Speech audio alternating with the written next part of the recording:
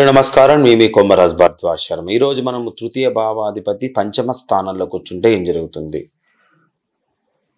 మూడవ స్థానాధిపతి ఐదవ స్థానంలో కూర్చుంటే, నాకు మేషం లగ్నమైంది అనుకోండి, నాకు తృతీయ స్థానం మిథునం అవుతుంది, మిథునానికి అధిపతి బుధుడు అవుతాడు, అక్కడి నుంచి నాకు ఐదవ స్థానం సింహం అవుతుంది.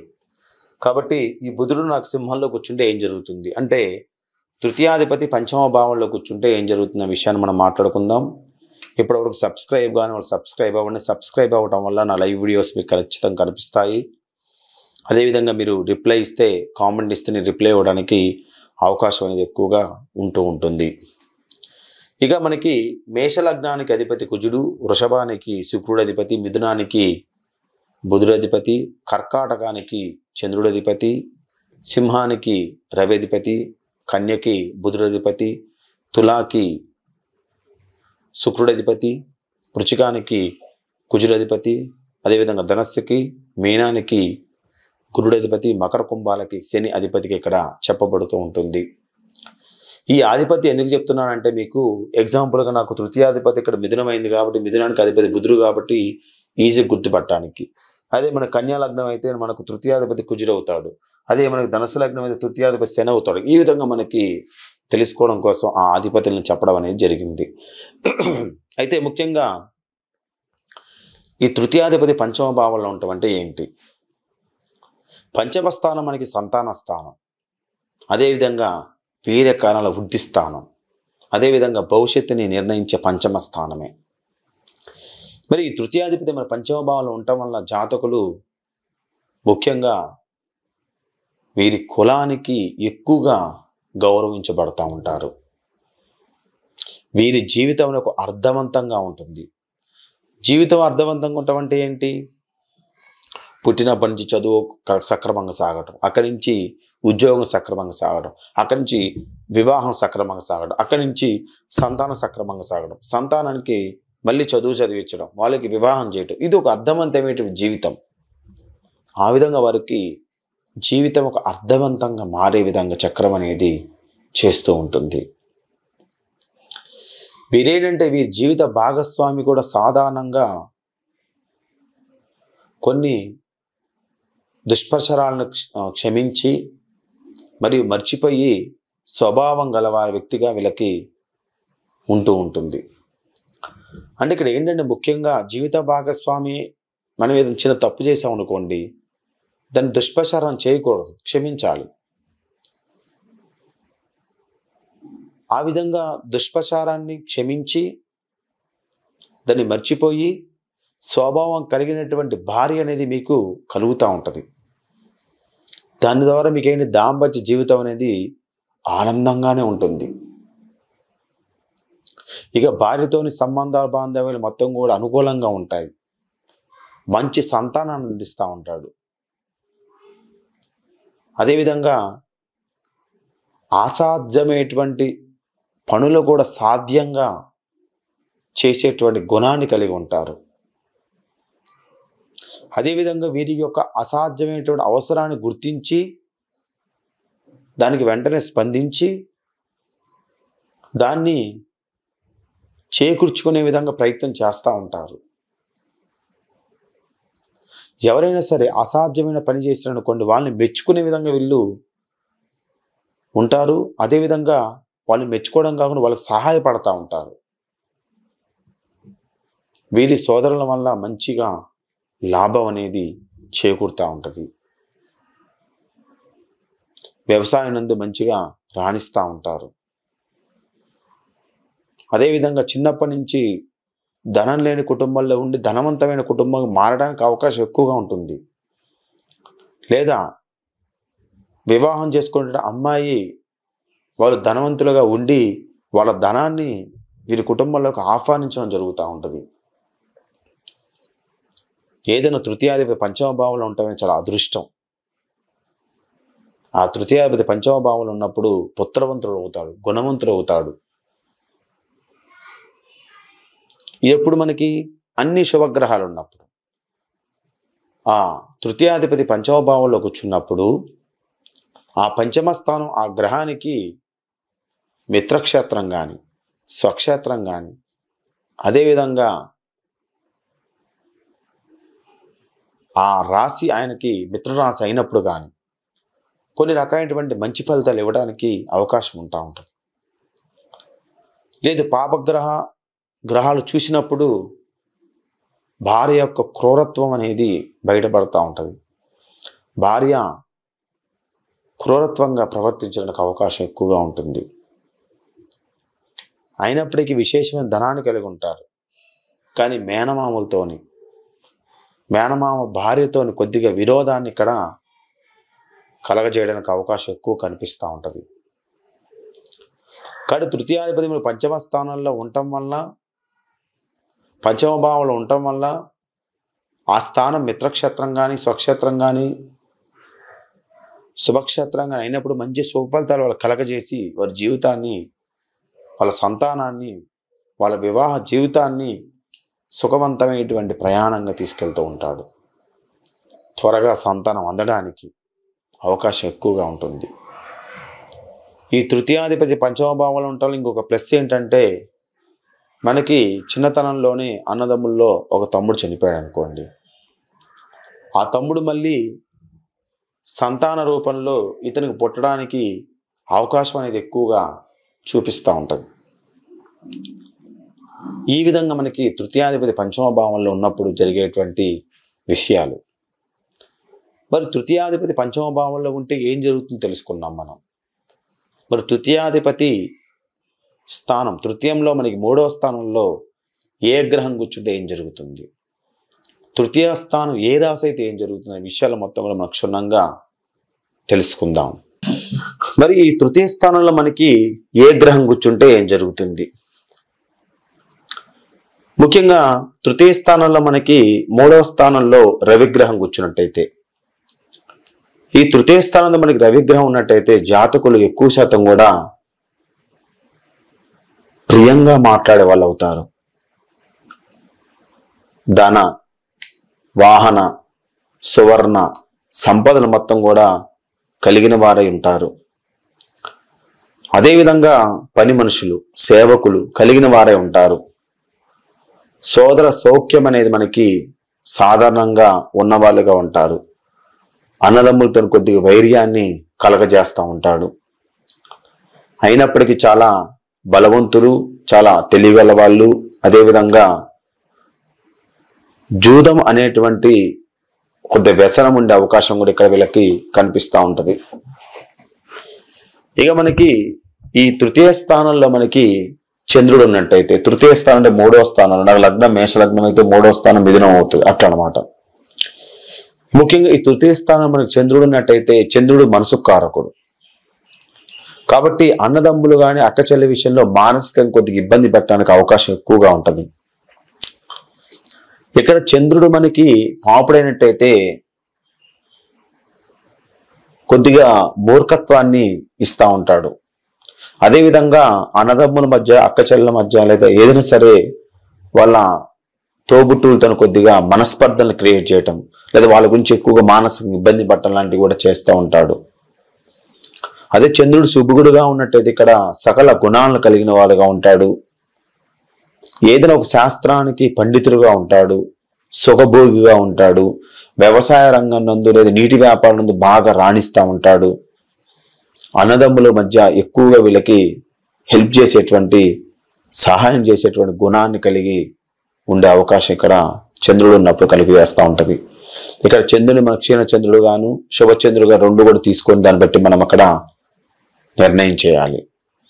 ఇక తృతీయ స్థానం మనకు కుజుడు ఉన్నట్టయితే, ముఖ్యంగా తృతీయ స్థానం కుజుడు ఉన్నట్టు జాతకుడు కనిష్ట సోదరులు ఉండరు. కనిష్ట అంటే చిన్న. ఈ చిన్న సోదరులు అయిన వాళ్ళు కొద్ది కాలం అయిన తర్వాత ఉన్నా సరే మరణించడానికి, లేదా వీరికి సహాయం చేయకుండా ఎక్కడికో వెళ్ళిపోవడానికి ఉంటారు. స్వయం శక్తితోని ధనాన్ని మొత్తం కూడా సంపాదిస్తూ ఉంటాడు. తను సొంతంగా డబ్బు సంపాదిస్తాడు. కుజుడికి ఆ స్థానం ఉచ్చస్థానం ఏందనుకోండి, మంచి విలాసవంతుడు, డబ్బును సంపాదిస్తాడు. అదే శత్రుస్థానం అయినట్టయితే ధనాన్ని, సుఖాన్ని మొత్తం కూడా లేనివారుగా ఉంటారు.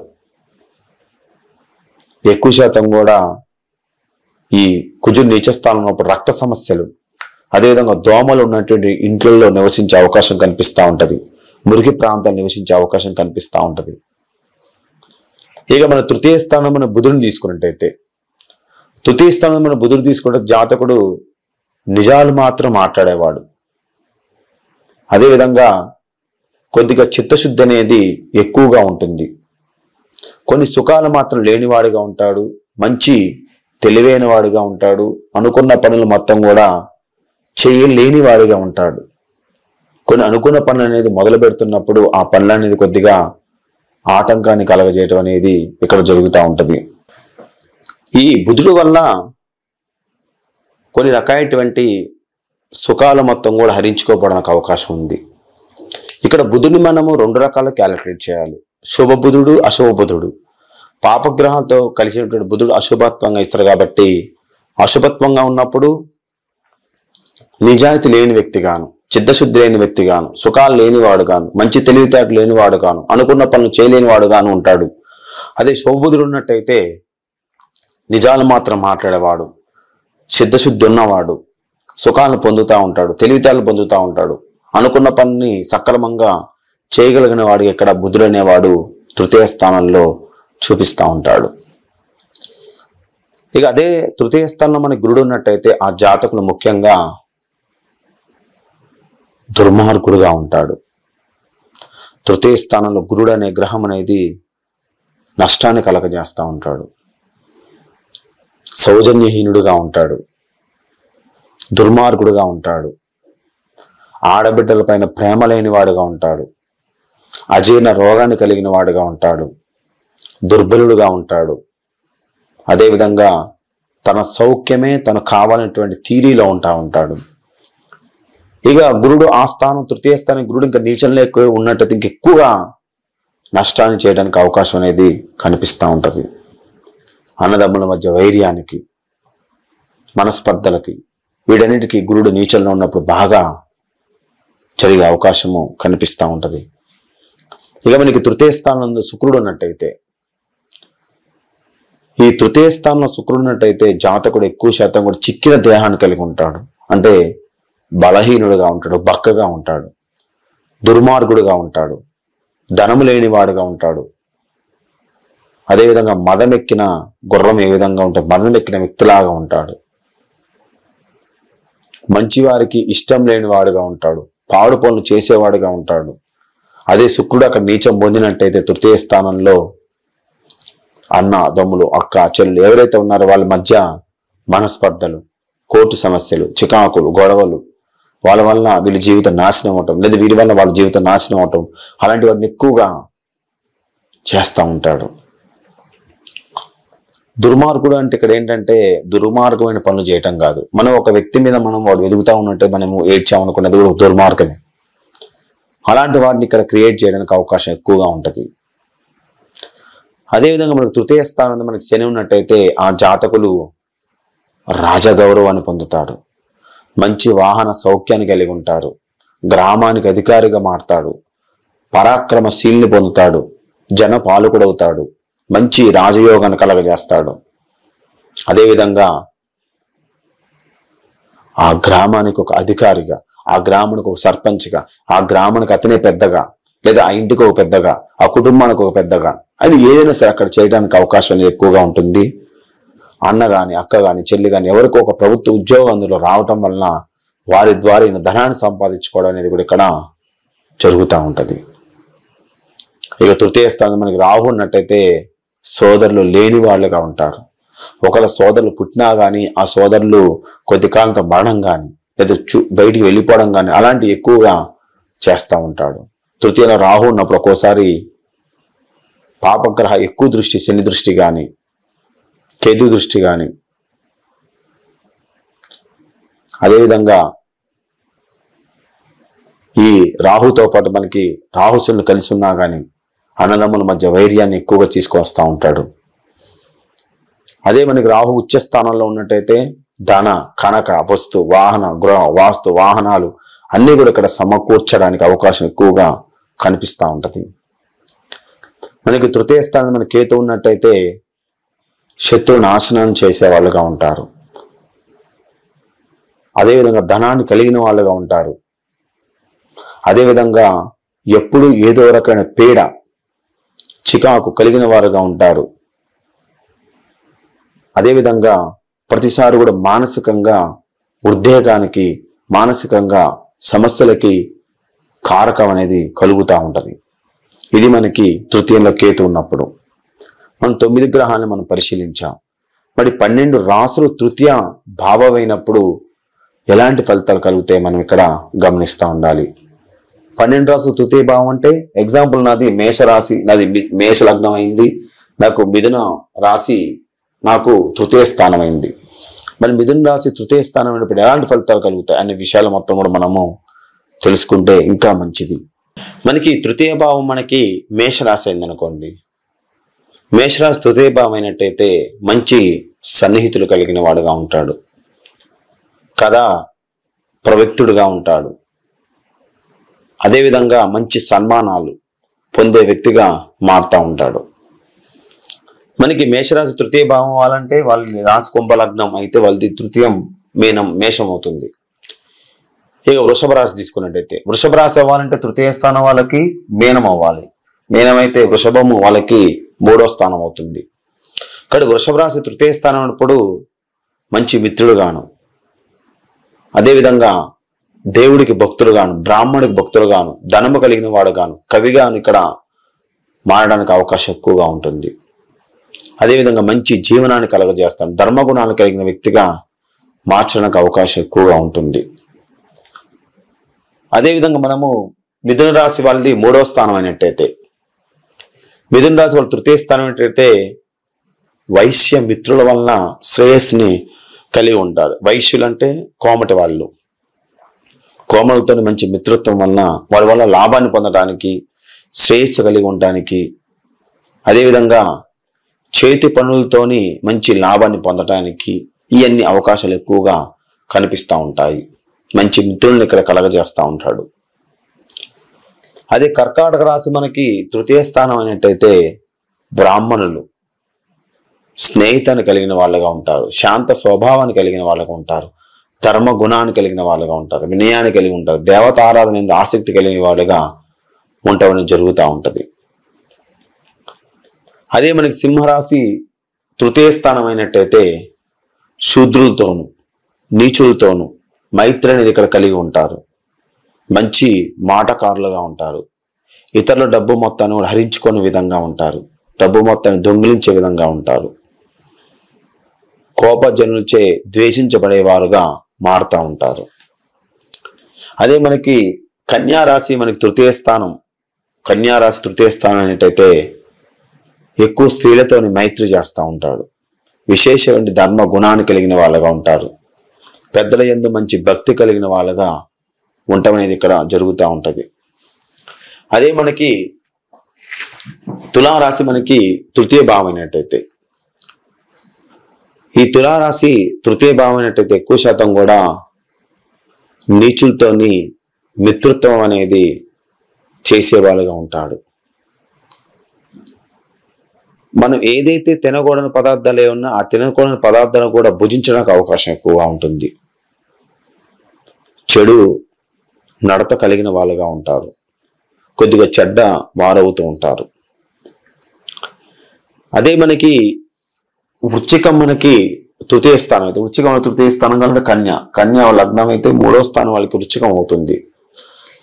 వృశ్చిక రాశి తృతీయ స్థానం అయినప్పుడు దుర్మార్గులతోని, రౌడీలతోని, కృతజ్ఞత లేని వ్యక్తులతోని, నీచులతోని స్నేహం అనేది చేయడానికి అవకాశం ఎక్కువగా ఉంటుంది.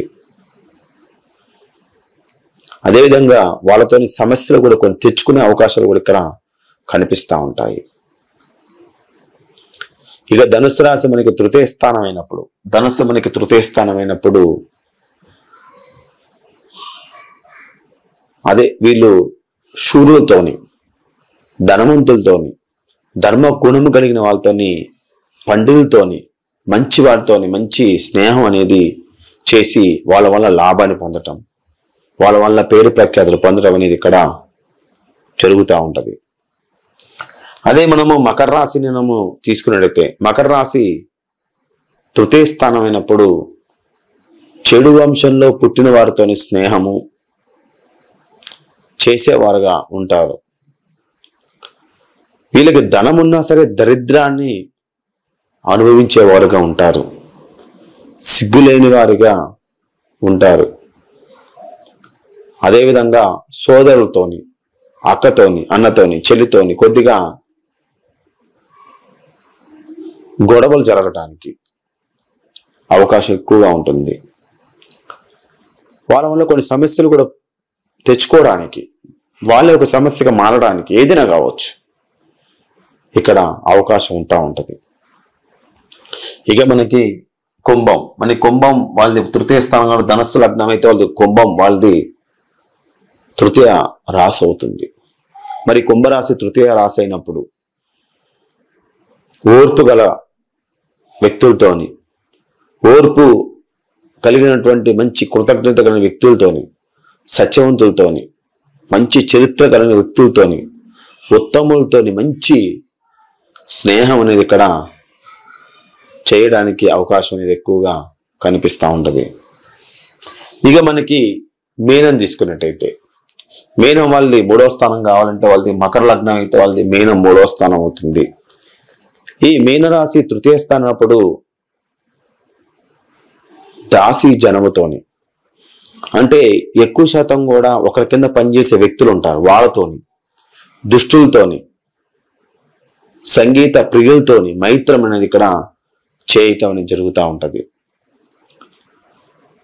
ఈ విధంగా మనకి మేష నుంచి మొదలుపెట్టి మీనం వరకు మొత్తం కూడా వాళ్ళ తృతీయ స్థానం ఏమైతుందో ఏంటనే మనం ఇక్కడ తెలుసుకోవడం జరిగింది.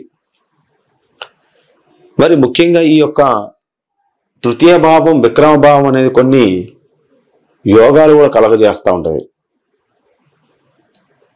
కొన్ని జాచక్రాలు ఇప్పుడు మనం చెప్పినవి కొన్ని జరగకపోవచ్చు, కొన్ని యోగాలు వాళ్ళకి అక్కడ పట్టచ్చు. కాబట్టి వాళ్ళకి ఏ యోగాలు పట్టినాయి అనే విషయాలు కూడా మనము తెలుసుకుంటే మంచిది. దాన్నే మనము విక్రమ యోగాలని చెప్పబడుతూ ఉంటుంది.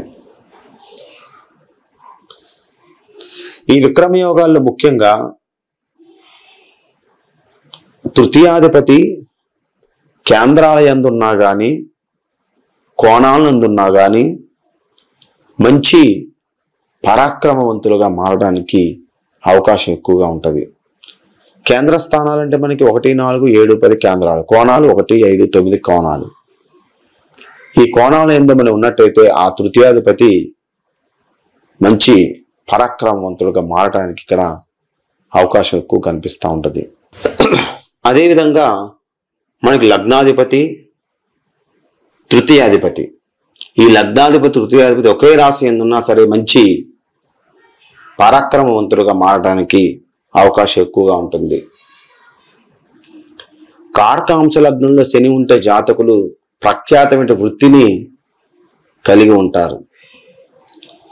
కారకాంశ లగ్నంలో శని ఉన్నట్టు జాతకులు ప్రఖ్యాతమైన వృత్తిని కలిగి ఉంటారు. మనకి తృతీయ భావం మనకి ఏంటంటే సోదరుల గురించి, సోదరుల గురించి, యోగాల గురించి కూడా తెలియజేస్తుంది. మనకి అన్నదమ్ములు మనకి హెల్ప్ చేస్తేనే మనము కొద్దిగా గెట్టినవ్వడానికి మనకి అవకాశం ఎక్కువగా ఉంటుంది. ముందుకు వెళ్ళడానికి మనకి ముఖ్యమైనది ఏంటంటే సోదర సోదరి యోగం. మరి తృతీయ స్థానం మనకి సోదర యోగాల గురించి కూడా తెలియజేస్తూ ఉన్నది. అదేంటంటే తృతీయాధిపతి తృతీయ స్థానంలో ఉన్న శుభగ్రహాలతో చూపబడిన అనేక మంది సోదరులు ఉంటారు. వాళ్ళ వల్ల ధనలాభం అనేది కలగడానికి అవకాశం ఎక్కువగా ఉంటుంది. 3, 7, 9, 11 స్థానాలు మనకి భాతృస్థానాలు. 3, 7, 9, 11 స్థానాలు మనకి భాతృస్థానం. ఈ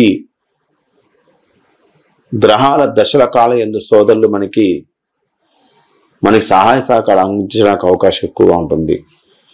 అంటే 3వ స్థానాధిపతి కానీ, 7వ స్థానాధిపతి కానీ, 9వ స్థానాధిపతి కానీ, 11వ స్థానాధిపతి కానీ మనకి వచ్చినట్టయితే ఆ గ్రహాల దశల యందు మనకి సోదరులు కలుగుతూ ఉంటారు, సోదరుల సహాయం లభిస్తూ ఉంటుంది. ఇక తృతీయాధిపతి శుభులతో కలిసినా కానీ, తృతీయాధిపతి శుభులతో చూసబడినా కానీ సోదర సుఖం అనేది ఇక్కడ ఉంటూ ఉంటుంది. అదేవిధంగా తృతీయాధిపతి తృతీయ భావకారకుడు. తృతీయాధిపతి లేకపోయినా తృతీయ భావకారకుడు అంటారు. అందు తృతీయాధిపతి మనకి 3వ స్థానాధిపతి పురుషుడైనట్టయితే సోదర లాభాన్ని, స్త్రీ అయినట్టయితే సోదర సుఖాన్ని మిశ్రమంగా ఉండే విధంగా, సోదర సోదరి సుఖాలు ఉండే విధంగా ఇక్కడ చేస్తూ ఉంటాడు. అదేవిధంగా మనకి శుక్రుడు బుధుడు బలము కలిగి శుభగ్రహాలతో మనకి చూపబడ లేకపోయినట్టయితే, శుక్రుడు కానీ బుధుడు కానీ బలము కలిగి శుభగ్రహాలతో చూపబడలేనట్టయితే స్వస్థానంలో ఉన్నను చక్కని పాత్రలు యందు, అంటే ఈ వెండికి సంబంధించినవి కానీ బంగారం సంబంధించినవి కానీ ఆ పాత్రలు ఉండి వాటిలో మంచి భోజనం చేసే వ్యక్తిగా మారుతా ఉంటాడు. అంటే మంచి ధనవంతుడుగా మారుతాడు. వెండి పాత్రలో మనం భోజనం చేయడం అంటే ఏంటి? ధనవంతుడు అయితే అందులో చేస్తా ఉంటాడు. కాబట్టి శుక్రుడు బుధుడు బలం కలిగి శుభగ్రహాలతోని చూడబడలేనప్పుడు స్వస్థానంలో ఉన్న చక్కని పాత్రలు యందు, వెండి వాటిలలో కంచాల యందు భోజనం చేయడానికి అవకాశం ఎక్కువగా ఉంటది. తృతీయాధిపతి రవితో పోలిస్తే ధీరుడును. తృతీయాధిపతి రవితో పోలిస్తే ధీరుడును. చంద్రుడితో ధైర్యాన్ని, కుజుడితోని కోపిష్టగాను, బుధుడితోని సాత్విక తత్వాన్ని కలవాడగాను, గురువుతోని ధైర్యవంతుడుగాను, శుక్రుడితోని కామాంతుడుగాను, శనితోని మూర్ఖుడుగాను, రాహుతోని మూర్ఖుడుగాను, కేతుతోని మందమత అనేది అవటం అనేది ఇక్కడ జరుగుతూ ఉంటది. ఈ విధంగా మనకి తృతీయాధిపతి మనకి లగ్నంలో ఉన్నప్పుడు తృతీయంలో ఏ గ్రహం కూర్చుంటే ఏం జరుగుతుంది, తృతీయాధిపతి ఏ రాశి అయితే ఏం జరుగుతుంది, దాన్ని బట్టి తృతీయ భావం గురించి కొన్ని విషయాలు మనం ఈ రోజు తెలుసుకోవడం జరిగింది. అందరూ వీడియో లైక్ చేయండి, షేర్ చేయండి, సబ్స్క్రైబ్ అవ్వండి. మీ కామెంట్ మాత్రం ఖచ్చితంగా తెలియజేయండి. మీ Komaras Bharadwaj Sharma, MA PhD in astrology. దయచేసి మీ కామెంట్ మాత్రం ఖచ్చితంగా తెలియజేయండి. దాన్ని బట్టి మీకు కొన్ని అప్డేట్ అవ్వడానికి అవకాశం ఉంటుంది.